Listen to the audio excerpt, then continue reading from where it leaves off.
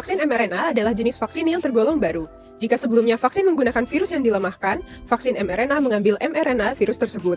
Ide ini diambil dari spike protein yang terdapat di lapisan luar virus SARS-CoV-2 yang berfungsi mengikat reseptor sel inang. Mengapa hanya mRNA?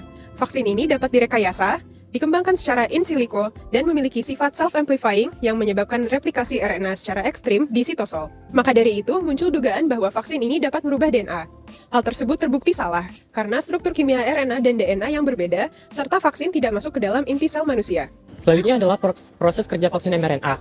Vaksin mRNA diberikan dengan cara disuntikkan ke otot, biasanya pada bagian lengan atas. Setelah masuk ke dalam tubuh, mRNA dari vaksin yang ditangkap oleh sel imun akan mengarahkan sel tersebut untuk memproduksi spike protein. Protein ini merupakan protein penyusun bagian dari permukaan virus. Selanjutnya, setelah sel imunitas tersebut mengenal komponen tersebut, sistem kekebalan tubuh akan menghasilkan antibodi spesifik untuk melawan virus tersebut. Contoh aplikasi vaksin mRNA adalah saat pandemi COVID-19 yang membuat vaksin mRNA menjadi penting dalam pencegahan penyakit. Teknologi mRNA digunakan dalam vaksin COVID-19 untuk menyampaikan instruksi kepada sel-sel tubuh untuk memproduksi protein spike virus SARS-CoV-2.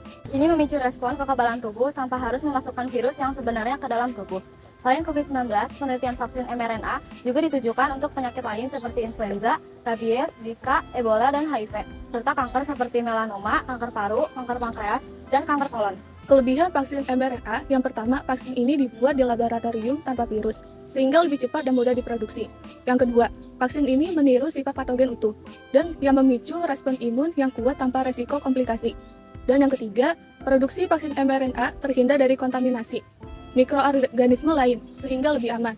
Kekurangan vaksin mRNA, yang pertama, vaksin ini masih tergolong baru, sehingga informasi tentang keamanan dan efektivitasnya masih terbatas. Yang kedua, vaksin ini perlu disimpan di suhu yang sangat dingin, sehingga menyulitkan penyimpanan dan distribusinya. Dan yang terakhir, respon imun terhadap vaksin mRNA mungkin menurun seiringnya waktu.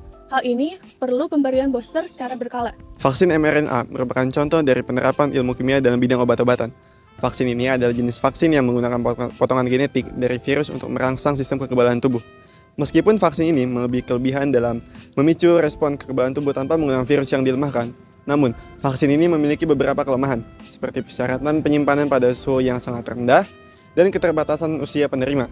Selain digunakan untuk vaksin, vaksin ini juga digunakan untuk mencegah penyakit lain, seperti kanker, HIV, rabies, Ebola, dan lain sebagainya. Seperti itulah inovasi kimia di bidang obat-obatan. Semoga informasi yang disampaikan dapat bermanfaat bagi teman-teman sekalian.